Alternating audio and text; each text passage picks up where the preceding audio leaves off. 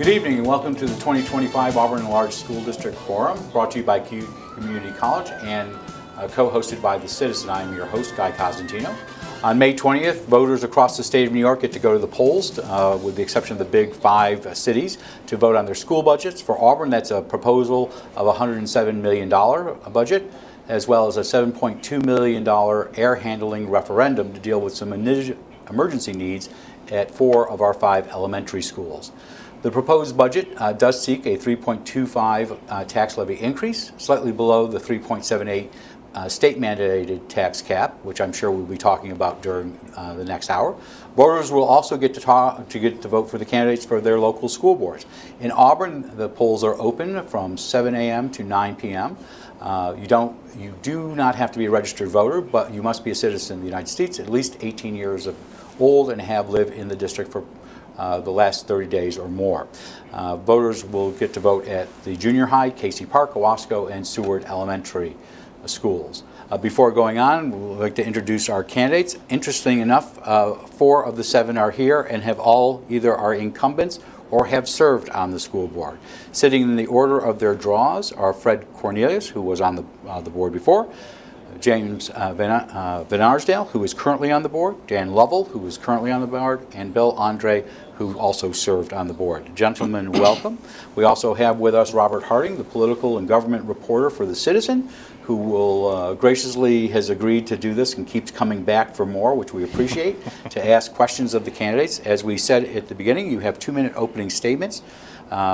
We have Lily, who is a first-year student, who's timing you. She'll let you know when you're down to the wire, and then I will stop you, not mid-sentence, but most likely mid-soliloquy.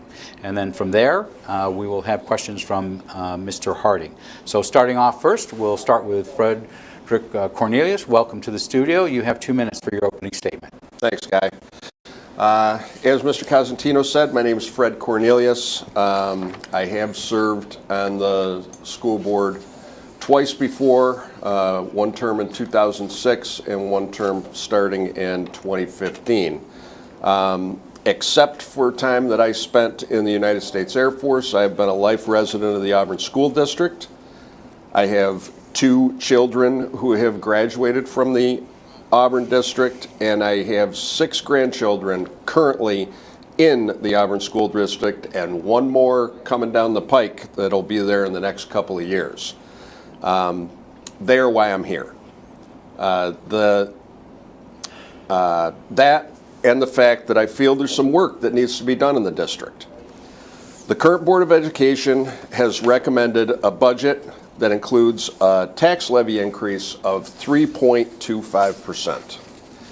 They do this while hoarding the public's money in reserve funds and fund balances that are collectively far above the 4% allowed by the state. There's a fundamental principle in public service which requires our elected officials to only ask for our money when it is needed. The public money should not be kept in what amounts to a savings account. Certainly not in times like we're living in right now. We are also going through a period of reduced staff retention in the form of lost teachers and administrators. As a rule, staff used to leave Auburn when they retired or to be closer to home if they happened to live farther away from the district. And now, they just leave because they don't want to be here anymore. The bleeding of talent from the Auburn district to other districts combined with this unacceptable tax increase tells me that this is time for a change. Thank you, Mr. Cornelius. We'll now hear from Jim Van Arsdale. Mr. Van Arsdale, welcome back to the studio. Thank you, Guy. Thank you, Mr. Harding, for being here for the forum, and I want to thank my fellow participants here tonight. The public service on this in this room is amazing. Almost 30 years between Bill and Fred of service to the Auburn community. So thank you for that. I feel that I have a good mix of work experience and life experience that brings a collaborative spirit to the school board. I lived in Auburn my entire adult life. My wife Lisa and I raised 2 daughters who went through the school system. I worked in business for 15 years. I've been a school teacher, a 5th grade teacher for the last 17 years. I served as 11 years as my union president, and I worked as leading a nonprofit for the last 15 years. Through those collaborations, I've built a lot of relationships and helped solve a lot of problems with working together with people, and I look forward to the chance to do more of it on my role in the Auburn School Board. Thank you, Mr. Van Arsdale. We'll now hear from Dan Lovell, who is also another incumbent. Mr. Lovell, welcome. Thank you, Guy and Robert. It's nice to see you guys both, and thanks to the other candidates who are participating here today. My name is Dan Lovell. I am a life resident of Cuyahoga County, and I am a product of Auburn schools. My kids are products of Auburn schools, all 5 of them. I loved going to Auburn schools, and I think that this is the greatest place in the world to live. As I have said 1,000 times in the last several years, I believe that our schools are our biggest investment in the future. What we put into our schools is really investing in our kids. It's helping them to be productive grown-ups. And that's the most important thing that we could do in those schools. I think in the last 3 years, we've done a lot of really good things. We've hired a superintendent, a new superintendent from Pennsylvania, Dr. Slavic, who's doing, I think, a really good job. We have increased the amount of money that we put into musical instruments. We've added like $50,000 in new musical instruments. Added music classes, band for 4th graders, which is a thing that was missing from our school for a long time. We are we've added 5 STEM teachers to the schools to help with our STEM learning for kids.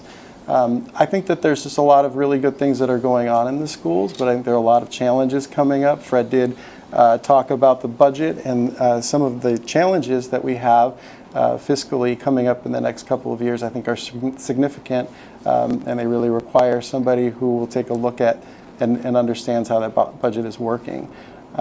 We also have some major facilities upgrades that we're going to need in the next coming years. We're in the midst of our building condition survey and working on those things.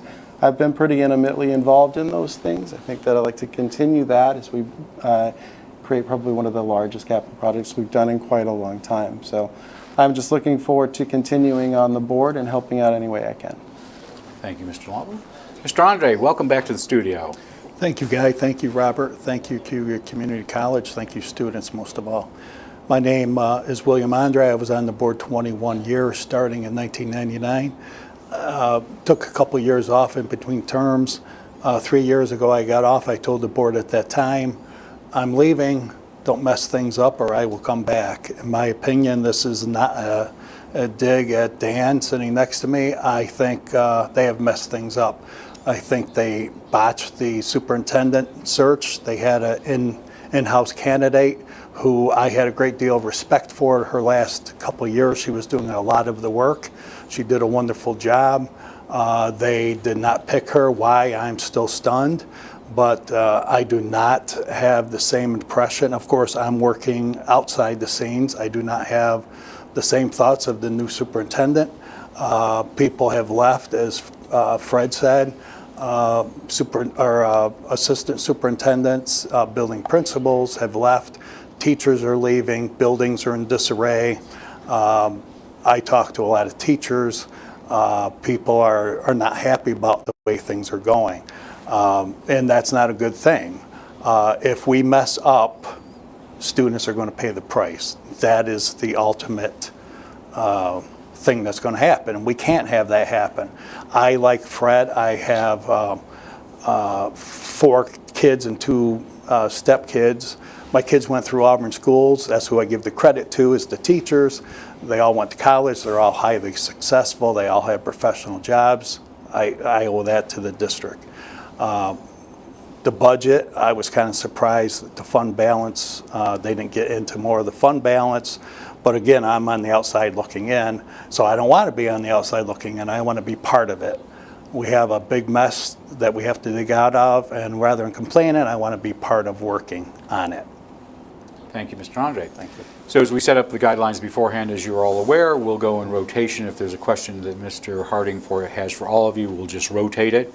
If it's only for one of you, that person gets 2 minutes. The other candidates will get 1 minute. We have Lily, as I mentioned, who is a student here, who will be timing you. We are going to, because we have such a large group of you, which we're delighted by having all 4 of you here, we're going to forego rebuttals unless there's a personal attack on one of you and you all feel umbrage. So we'll go with that. So we're delighted to have in the studio Mr. Harding from the Citizen. You're up, sir. Thanks, Guy, and thanks to all of you for participating today. I wanted to start with the budget since that's certainly coming up on the same day that you all will be on the ballot, so will the budget. So the school board recently approved a $107.3 million budget that will be considered by the district voters on May 20th. The budget includes a 3.25% property tax levy increase. Wanted to ask this for the current board members: why do you think voters should approve this budget that you've already voted on? And for the candidates, what is your stance on this budget proposal? Okay. And Mr. Harding and I did not work this out, but because of the way this draw goes, Mr. Van Arsdale's up first, so it will be the 2 incumbents talking about the budget, and the 2 challengers will be able to follow up. Mr. Van Arsdale, you have 2 minutes on the budget. Sure. Budgeting, especially this size of our district, is obviously the biggest, if not the biggest job that we have besides school safety. Fiscal responsibility is right there.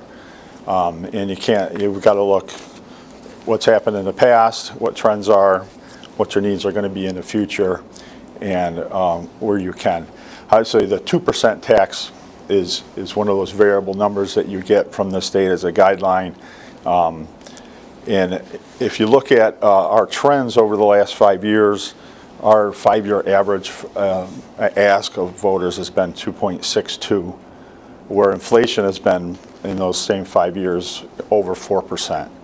So the school board has had the challenge of economic times being difficult, but trying to keep the needs within the district solved. We have a building structure that is very old. We're going to have some capital projects continue into the future to take care of those. And I think a lot of things like that were really taken into account in what you could go out at. We went out less than the state was telling us we should go out at. And I think that the adds that we're adding into the budget are thoughtful and very important. With the federal money going away that's been there for the few years, we had established a summer school program, which was paid for by that. Our biggest add, now $168,000, is going to be that summer school program. We're challenged with absentee rates, we're challenged with graduation rates, and not having a summer school and giving students credit recovery. I think that's a mistake not to invest in our students there. The music program, as Dan mentioned, is growing. We've replenished some of the loss that happened through decades of underfunding from the state, and we would like to keep that momentum going. And the other third big... Mr. Van Arsdale. Your 2 minutes. Okay. Well, it went quick. It does go quick. Mr. Lovell, you have 2 minutes. I'll just add to the things that Jim was saying. I agree with everything that was there. We do have a pretty healthy fund balance, and I think that seems a little confusing to some people, like, why do you have so much money in here? And the state doesn't like us having that much money there. However, part of the reason that occurred is, during COVID times, a lot of money came out, to us. That we ended up inflating coffers a little bit more than we needed to. Part of that was because we were being fiscally responsible at the time and not spending everything that came to us. That said, now we're looking sort of down the barrel of this emergency project, which does need to be dealt with. It is a very big issue and one that has consumed a lot of my time over the past 3 years. So I'm excited to actually get that project done. I'm glad that we're going to do it, and it's not going to be an additional cost to taxpayers. We're hoping to and expecting that we'll be able to recoup that money later on. But we also know that we've been dipping into the fund balance for the past couple of years to balance the budget. And in order, if we don't have that many years left to do that, that's not money that we're going to keep replenishing.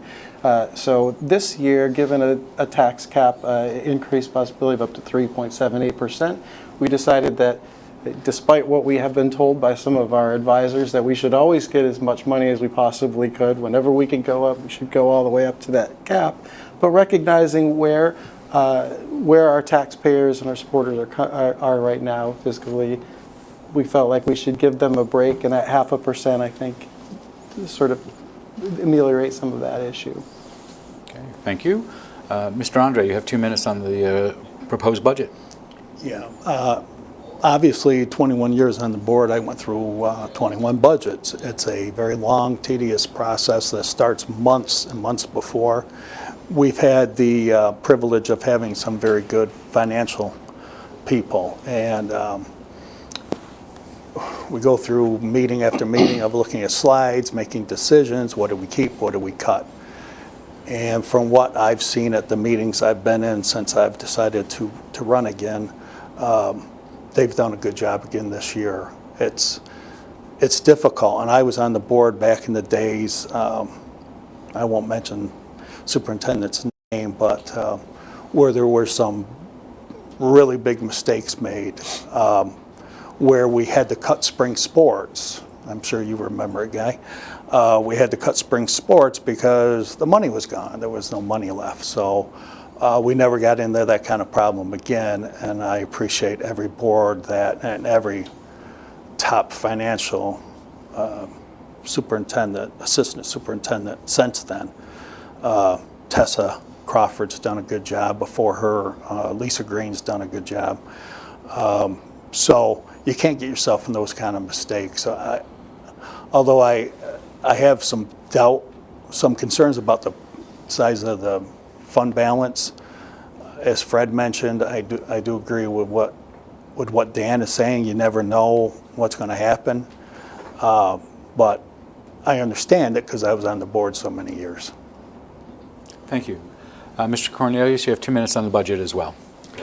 So I think that one thing that's important is just because the board is the ones that are taking in all this information that they get from the advisors and applying it to our district and our district's needs. And the idea that we should ask the people to give us as much money as the state allows us to ask them for is insane to me. I think we should ask them for as little money as we need to get done what we need to get done and get it done well.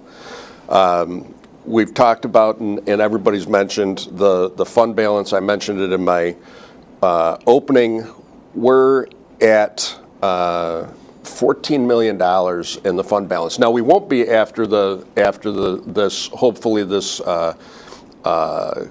project, this referendum gets approved. I think it's important. I think that it should get approved, and that's going to reduce that fund balance down to about 8%. But that's still 4% above what the state says we should have.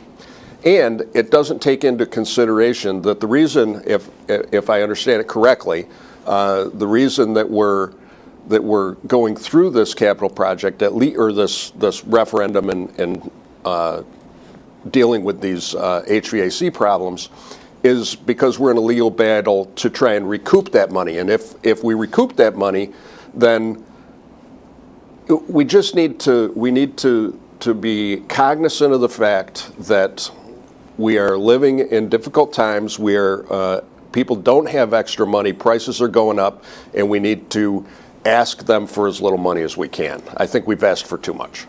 Thank you, Mr. Cornelius. Mr. Harding. Alrighty. One of the major factors in the school budget is state aid, specifically foundation aid, the base aid that all school districts receive from the state. Even though a state budget agreement has not yet been announced, and we don't know what Auburn will receive in state aid, we do know that the formula will be changing this year for funding foundation aid, and I know that this has been an issue that the Auburn School District has dealt with for many years of getting its fair share. Do you think this change will be enough to address this long-standing gap in state funding for the Auburn School District? Mr. Lovell, you're up first on state aid and the formula. Well, the short answer is no. They've fixed like the amount that we're supposed to get now, but it doesn't make up for the decades that they didn't fund us properly for. As Fred points out, we should only be asking for what we need, and I totally agree with that to an extent. But this is a district that's been overfunded for decades, or underfunded for decades. We're at the right level now, but that doesn't make up for years of the wrong amounts. So we are still fighting that fight. We're hoping that at some point we will be made whole from that time. I really highly doubt that that's ever going to happen. But yeah, that's the short answer. No, I don't think so. Thank you, Mr. Lovell. Mr. Andre, this issue about foundation aid. Oh, no, I can say more. Yeah, I agree with Dan. Foundation aid is something that we have sent a busload of students to Albany to discuss. It's something that we have gone to offices of our political leaders, something we've done behind closed doors, had good conversations, and it always amazed me how little our elected leaders knew about foundation aid. I mean, you would go there and there'd be deer in the headlight looks, and I think they all got more educated about it. And I will give credit to Ian Phillips. He led the charge on that. Some things I disagree with him on, but that is really something that he led the charge on. He did a lot for Auburn to get us more than what we needed. There were some districts in our BOCES that were funded the way they should be. And when you looked at it, I would always think to myself, why? It makes absolutely no sense that some districts that are 10 miles down the road are funded properly, and Auburn, who is they used to call us something that we were not. Auburn was a high needs district, and we weren't funded that way. And why would a district, another poor district like Port Byron, Port Byron's a school, the district that's high needs. It's a lot of poor families, and they got funded differently than Auburn. And Auburn's got one part of our community that's very, very poor, and another part, like up by the lake, that's very wealthy families. So we have never, like Dan said, never have been funded properly, and it's getting better, but still not fixed. Thank you, Mr. Andre. On this issue of the formula, Mr. Cornelius. Well, I think that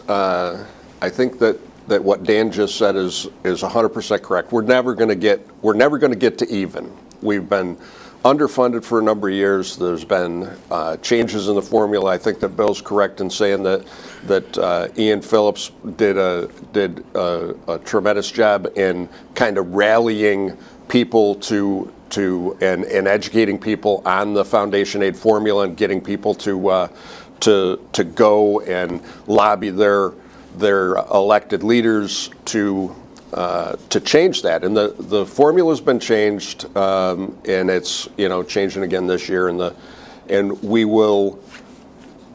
going to get a little bit better accountability for the money. We're going to get more of the money that we deserve, but not all of the money that we deserve.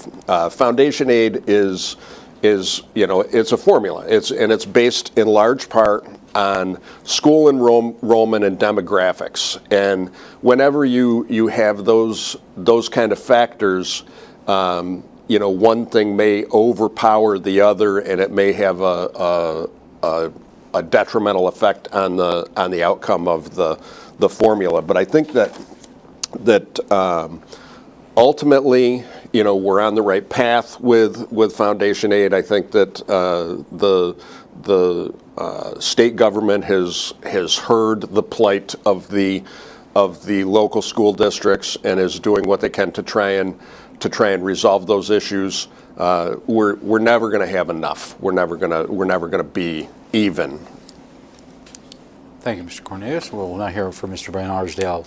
Yeah, I would agree with pretty much everything that's been said here. I think that we all pretty much have the same philosophy on the budgeting here. And of course, we have a lot of experience of guys who've really worked through very tough years where there wasn't the money that we have now. So my respect.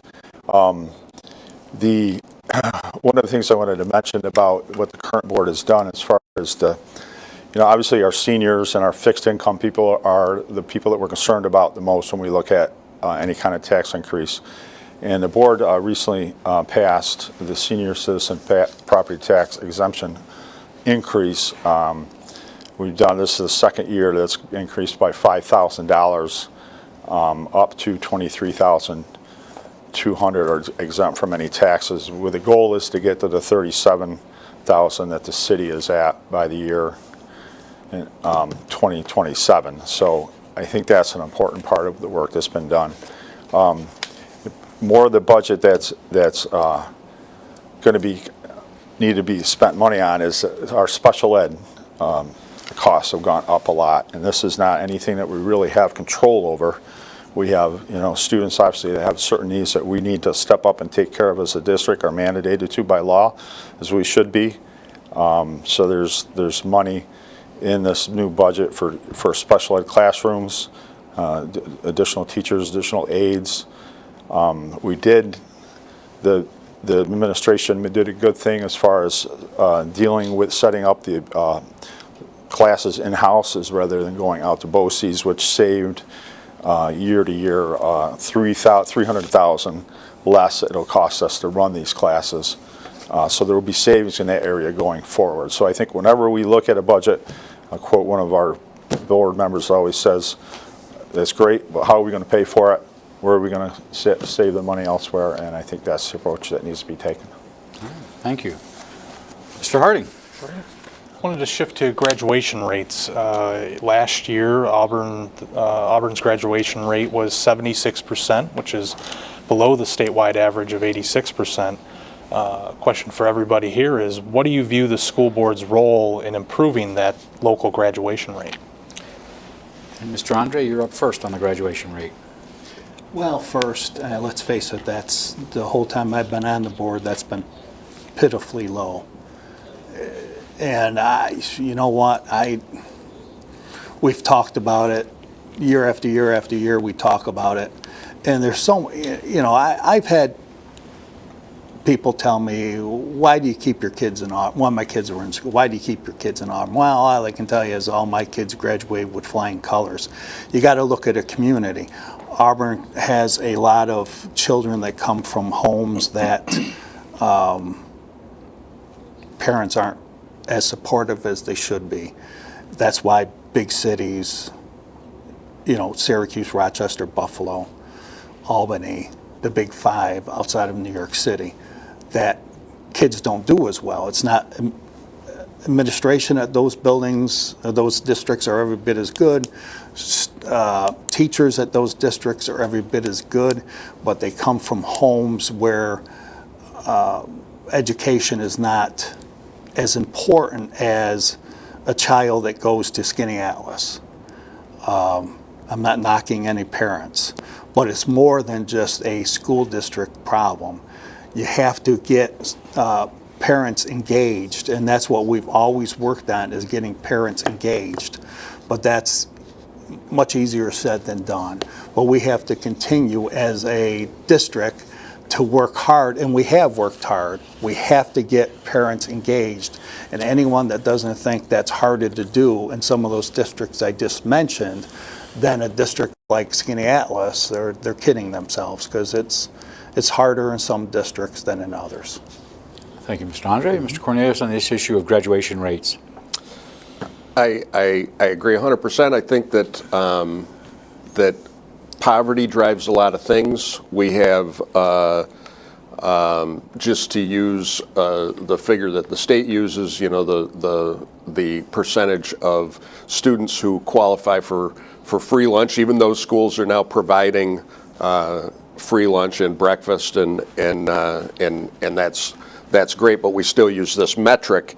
We're at about 62% of our student population that falls into that category, and which these kids aren't any less able to perform than kids who come from more affluent families. Sometimes it's just the matter of maybe it's a one-parent household. Maybe that parent has to work 2 jobs. Maybe they spend a lot of time on their own or with siblings, or and they're not getting the support educationally at home, and parents sitting at tables and saying, "Well, listen, we got to get this homework done."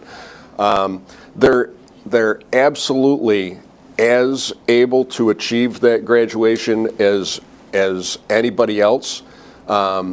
We have to work hard to get them to school. Kids aren't going to graduate if they don't attend school, and our absentee rate is unacceptable. I mean, I think any absentee rate or anything that's beyond the norm is unacceptable, and I think that's where we need to continue to address getting kids into the building. If we get kids into the building, we can get them to learn. We can get them to learn at a level where our graduation rate will go up.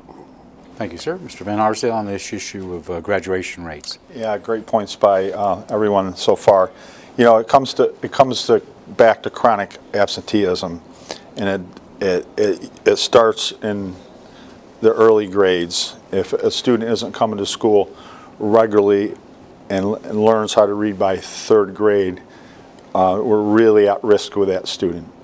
We're doing a great job. Auburn's doing a great job with the kids that are not chronically absent. There was a board presentation last year, and I'm going to guess at the number. It's around this. I don't remember. I should have looked it up. But with the kids that are not chronically absent in our high school, I believe our graduation rate is like 95%. So if you factor in those kids that are missing, and we just had a recent study of a cohort that we're concerned about that are failing a large amount of classes, 3 to 4 classes. If you look at this group of kids and you look at the factors, chronic absenteeism is the #1 factor on that. It's over 54%, I believe, of those kids on that list are considered chronically absent. And this is a problem around the country. It's not just Auburn, New York. We've got to do things to get better at that, and I think it starts at the elementary schools. And there's been some great work done by our team, getting some initiatives, some family activities together, and I think that's just got to continue, and that's a big topic. It's been for decades, as Bill mentioned, and I think it's really our #1 challenge right now in the schools that'll get graduation rate fixed is that. Thank you, sir. Mr. Lovell? 100%. The biggest problem is chronic absenteeism. You asked specifically about what is the board's role in that. I think that the board has, first of all, it's a thing that we talk about pretty regularly, and graduation rates, chronic absenteeism, those are the 2 big things. I think one of the things that we did in the last couple of years is adding the music production program.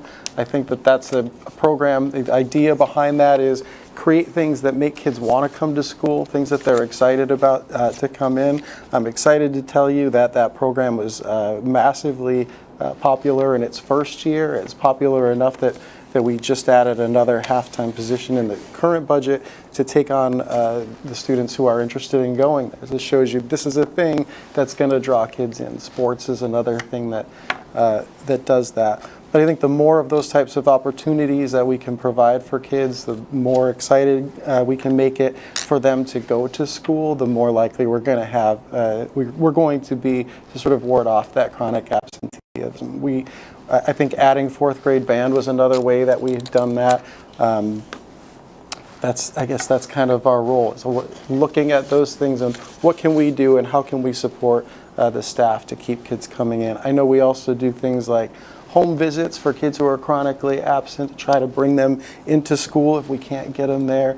We try very hard. But I can promise every parent out there, if you send your kid to school every day and get them into our care, we're going to educate them and graduate them. So. Thank you, Mr. Lovell. Just for our viewers at home, we're about 2/3 of the way through our Auburn and Large School District Forum for 2025. We have in the studio 4 of the 7 candidates who have agreed to participate in this forum. We have Frederick Cornelius, James in Arsdale, Mr. Lovell, and Mr. Andre, as well as Robert Harding from the Citizen asking questions, and he's up next. Great. Wanted to shift to the cell phone policy because Auburn School District was ahead of the curve with Governor Hochul proposing this year statewide. Auburn School District implemented it last October. Wanted to get your thoughts on this policy, whether you support it, and whether you think it's working so far. Obviously, it's still early. It's been about 6 months in, 7 months in at this point, but do you think it's working in our schools? Mr. Cornelius, you're up first. Boy. So we were ahead of the curve, and it certainly looks like it's going to be the law of the land here in New York State, according to the governor's press release regarding the state of the budget. That's going to be one of the new things that's passed is a bell-to-bell ban on cell phones. I think that what we don't know until we see the text of the actual law is exactly what that means. Is it going to be the same as Auburn's policy as it stands right now, which is that they can still have their cell phones on them, but they can't be out, they can't be seen? I think the other option is that they can't even have them on their person, and they are put in some kind of storage area when you get into your school, and then you retrieve it at the end of the school day. Or I don't know that we know exactly how that's going to work yet.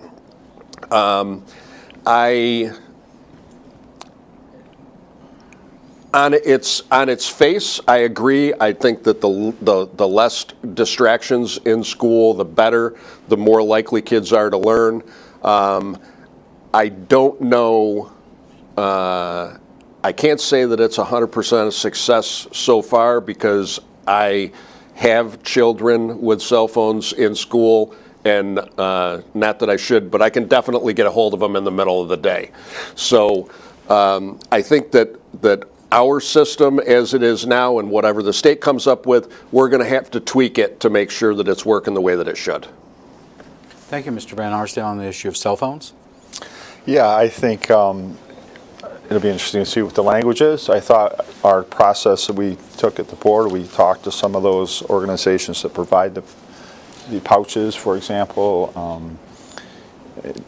For me, it didn't seem plausible that all of a sudden, if you had to leave the building for an emergency, that you'd want to have to worry about finding your pouch and your phone and whatnot. So I thought the policy that we came up with was reasonable. As a classroom teacher of 17 years, I feel like teachers are always constantly battling more and more distractions. I know as parents, that's not what we want for our kids. So yeah, it's to be continued, I think, and I'm glad that we took some initiative in Auburn to get it going. Thank you, sir. Dan Lovell, on this issue of cell phones. Not only do I support it, but I would say that I support it wholeheartedly. I proposed it. I think it's a great thing for us to have done. We have seen that the behavior issues that we saw at the junior high school have decreased dramatically since we've put that in place. I'm not sure if that's the reason for it, but certainly we saw during the height of the pandemic and right afterwards, that kids were using those cell phones to sort of egg each other on, to film fights that they were doing, organized fights that were happening in hallways, and we have taken a big step to maybe not eliminate it, but come close to that. And I think that it's been pretty effective. I'm really proud that we have done that. To Fred's point, I know I have a daughter I know who will get in touch with me when she needs to during the day. As many times as I've told her not to. But I think by and large, it's a policy that we put in that sort of respects the fears that parents might have had that their kids wouldn't be able to contact them in case of an emergency, while also offering teachers the ability to make sure kids are putting their phones away and not having them out on their desk. So I think it's been effective. Thank you, Mr. Lovell. Mr. Andre, on this issue of cell phones? Well, there's not really a lot I can add. I agree with everything I've heard. There's enough distractions that young people have nowadays, and we have to do the best we can to limit them. Cell phones are, in my opinion, well, obviously you can't go back in time, but I know as an adult, I wish I could leave my cell phone and never have to worry about it. I wear hearing aids, my phone, my ringer's off, but I still hear it in my ear, and I've had several calls since I've been in here. You can never get away from the darn things. And obviously it's a distraction for young people, much more than what it is between my work, my family. It's constantly going off, and that is a distraction for young people, especially young people. When our grandson comes over to visit, he'll say 3 words to us, his phone goes off. He'll say 3 more, his phone goes off. So in schools, I can't imagine how stressful that must be for teachers, and parents give them to their children younger and younger. There's 4th graders, for goodness sake, that have them, and probably younger, because parents feel it's a safety mechanism. If there's a problem at school, they have them. And I get hit up with this. I've been off the board 3 years now, and I still run into friends in stores, of course, the Wegmans magnet. If you want to talk school stuff, go to Wegmans, and they will still say to me, "Bill, don't you dare, don't let them, I'm not on the school board anymore, don't let them take the cell phones away from our kids." So it's still just a big, big issue. But I applaud the board for what they've done to curb it. Thank you. Mr. Harding, we're going to make sure we give them each 2 minutes for closing statements. So if you could give them a 1-minute question, then we may get one more 1 minute, but let's start with 1 minute to start with. Sounds good. Well, I'll just ask this basic question that I had just for this purpose, Guy. What would you say is the best part of the Auburn School District, and what do you think is its biggest challenge? And Mr. Van Arsdale, you're up first. I think the kids are awesome. I think, you walk through a school and you walk into the classroom and you see the excitement. We have great teachers who excite our kids about learning. And celebrating their successes is the favorite thing of every educator and every school board member. And we've got a lot of great kids that come through our doors every day. Was the second part a challenge? What do you think is the biggest challenge? I think the biggest challenge is the fiscal responsibility issues, and we have the state, with the way the state doesn't pass the budget on time, and we have to submit a budget by the 25th according to law, and we're doing a lot of guessing, and fiscally that's one thing that I've just learned in my time and observed prior, is that a lot of it's dictated to you, 95% or more. Sometimes it feels like you've got to spend this on that. 70,000 of our 107K budget is salaries and benefits, and they're pretty much determined contractually, for 3 or 4 years at a time. So you don't have as much control or leverage that you wish you'd had. Thank you, Mr. Van Arsdale. Yep. We'll go to Mr. Lovell. It's the people, right?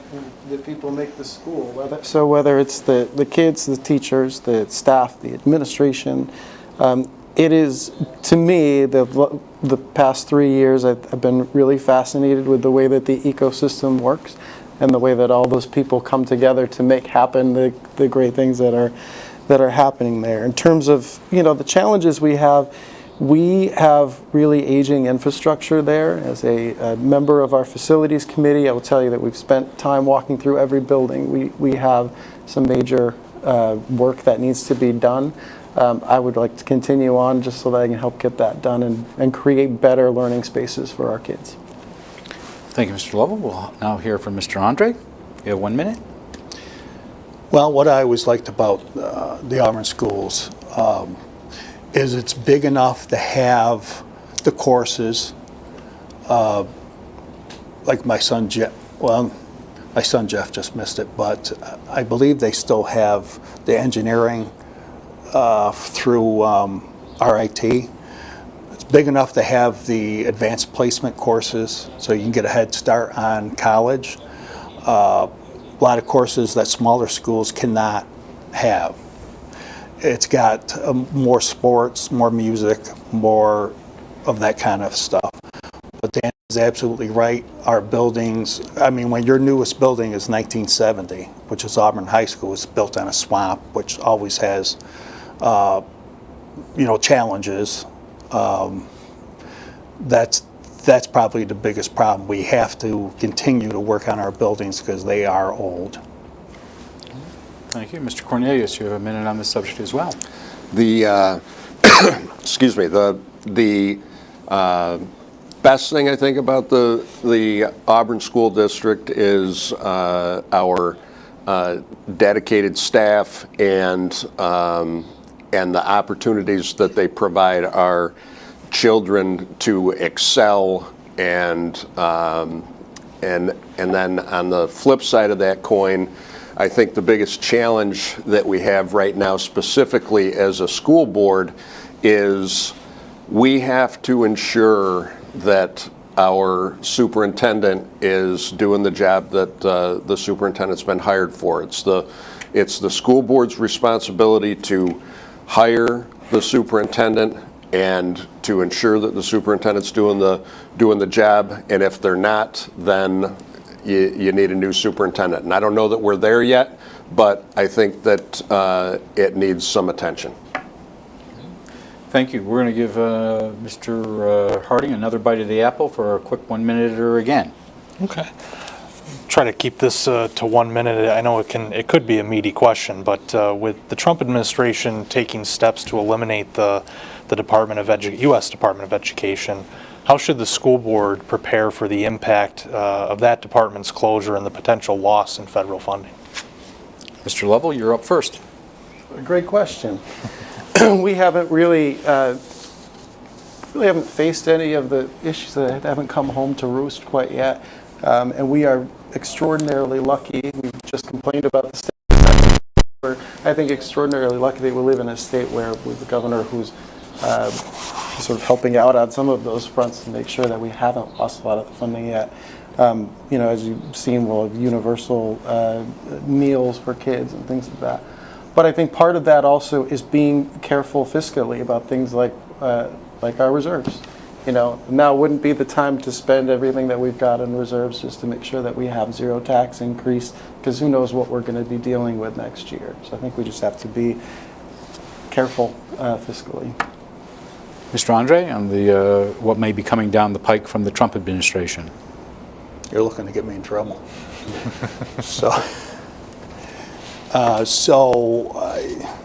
I would agree with Dan. We do have to plan ahead because you just never know what's going to happen in D.C. for another 3.5 years. There's all kinds of crazy things going on.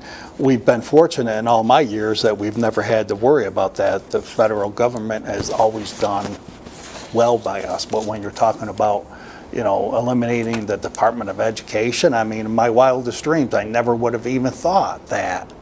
But Dan is right with, you can say what you want about our current governor, but education for the most part in New York State has always been, Auburn hasn't been funded the way it should have, but we still have been funded better than a lot of states like down south. But state education in the South has been funded very poorly, so at least we have that over some states. Thank you, Mr. Andre. Mr. Cornelius, on the issue of the Trump administration?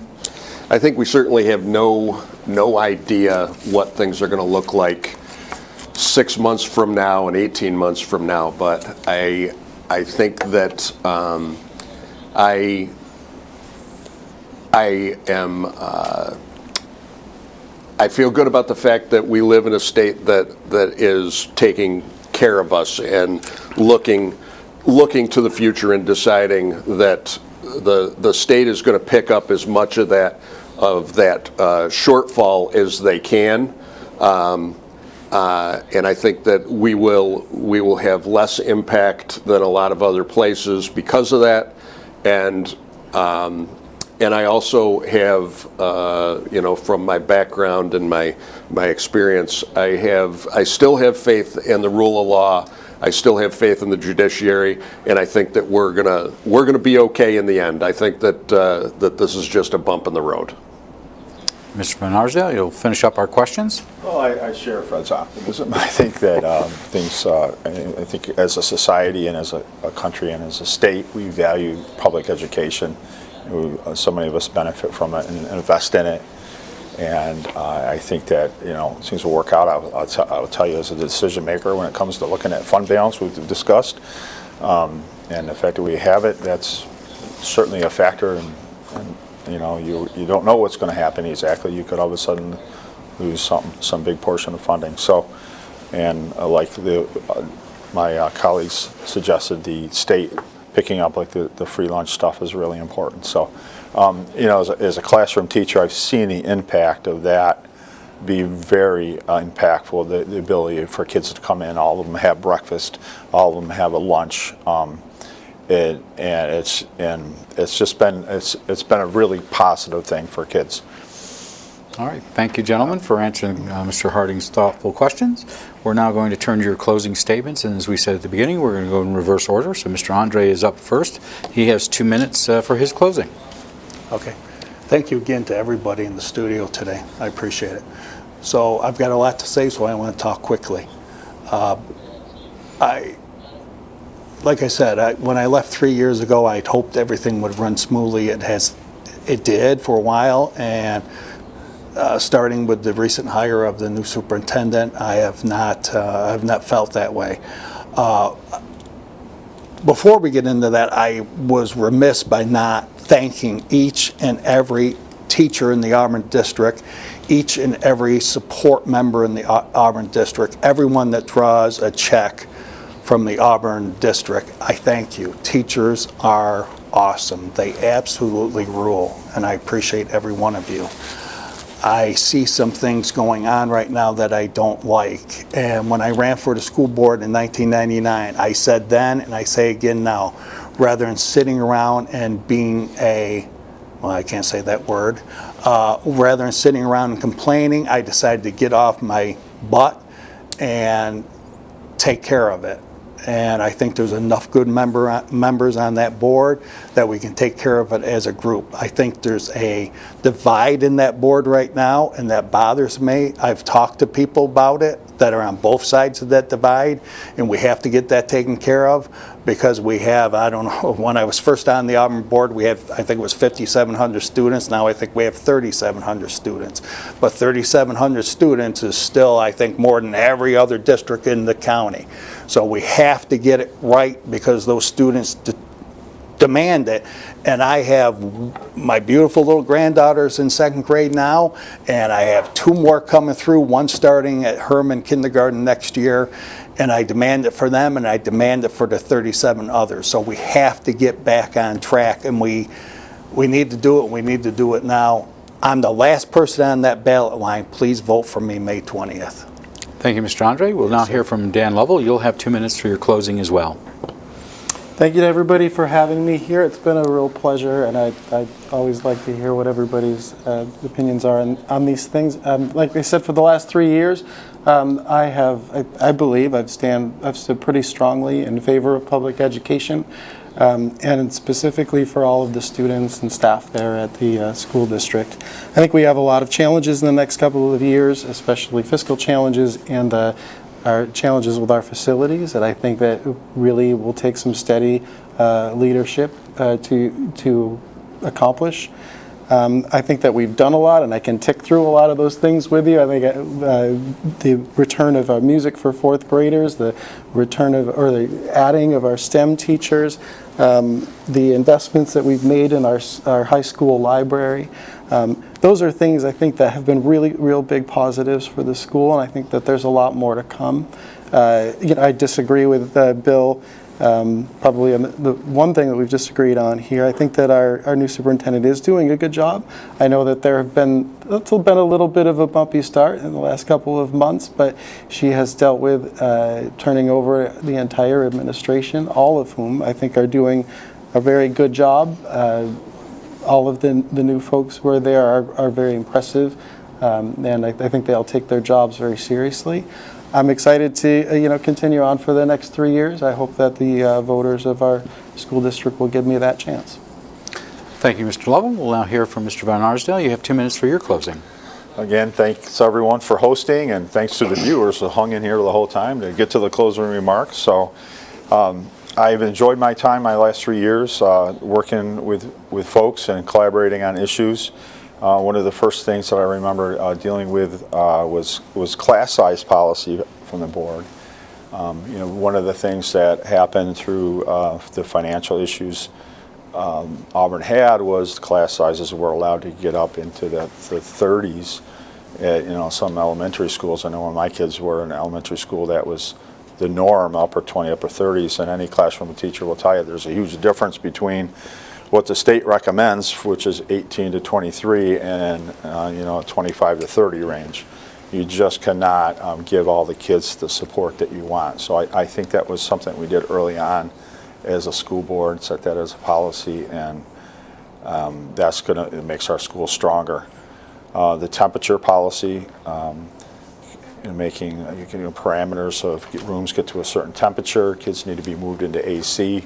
I heard recently from a fellow candidate that he picked his child up one day last year from school, and the kindergartner was sweating, and it's just not a condition we like our teachers to teach in, and our students especially to have to be in to learn. So those are issues that I've enjoyed working with people on, and I've gotten some things. The music obviously was a big part of why I ran for school board. I saw music as something like an extracurricular, like sports and all that just brought people together and gave kids something they were interested in and could feel good about themselves early on, and then offer it to a whole new grade level at fourth grade with new instruments. I think that's a huge thing too. So I see my timers going down to 0, and I'll pass the baton back to you, sir. Thank you, Mr. Van Arsdale. Mr. Cornelius, you'll finish up with the final 2 minutes. Thanks, Guy. I appreciate the time that everybody spent here today. I appreciate the thoughtful answers that everybody's given. I think that there is certainly more that connects us than divides us. I think that everybody here has the children and the district at the forefront of their mind when they make decisions, even though sometimes we disagree. I'm of the opinion that we're asking too much of our population. I think that I agree that we have some unknowns in the future, and we have to be ready for those. But I think that we can do that without overtaxing our population. I think that the idea of having so much money in reserves and in fund balance, basically a savings account, is not fair to our population. And moving forward, I think that the school district needs to pay very close attention to the fact that, as Mr. Lovell said, there's a whole new administration, and we have to ask ourselves sometimes why that is. Why have we lost good, qualified, dedicated people? And I think that's something that we need to look at. And then moving forward, we do the best we can. I was on the school board twice before. I've served 6 years. I'm ready to jump right in and hit the ground running. I don't have near as much time as Mr. Andre, but I know my way around, and I'm ready to get going. I hope to get your vote. All right, thank you. Gentlemen, thank you for your time over the last hour. We thank you not only for being here in the studio, but more importantly for putting yourselves out there, talking to the public and running for office. Not always an easy thing for yourselves or your families. We wish you good luck in the campaign trail. You got about 2.5 more weeks. We again want to thank Mr. Harding from the Citizen, who the Citizen is co-sponsoring all of our forums and have been for the last 20 years, and we want to thank you for coming in the studio, and we look forward to having you back in the fall for City Council. A couple of other thank yous just before we go. To Michelle Shelley Major at the Auburn Large School District. She helps us immensely get these forums together. She gets all the candidates their information about when they need to show up, what the forum format is, and we thank her for her help. Finally, we want to thank you for tuning in over the last hour and listening to the candidates, but also throughout the season where you've heard government officials, not-for-profit officials talk about their work and what's going on in this community. Voters can go to the polls on May 20th from 7 to 9 p.m. and we encourage you to do that. We're going to take off a couple of months as the school here at the college heads into finals. We'll be back hopefully in the fall with, as I mentioned, a City Council forum as well as other shows including Inside Government and Beyond the Front Page. Before we do depart, I do want to say a personal thanks to all the students here who make this all work. This is part of their academic work, and we would not have these public affairs programs without them, without their professor Laura Bailey, without Jeff Seznak and Rich Basha. So we want to thank them all for working on this program. On behalf of Cayuga Community College and the Citizen, I want to thank you for watching. Remember to go exercise your right to vote on May 20th. Have a good night, have a great tomorrow, and a terrific summer.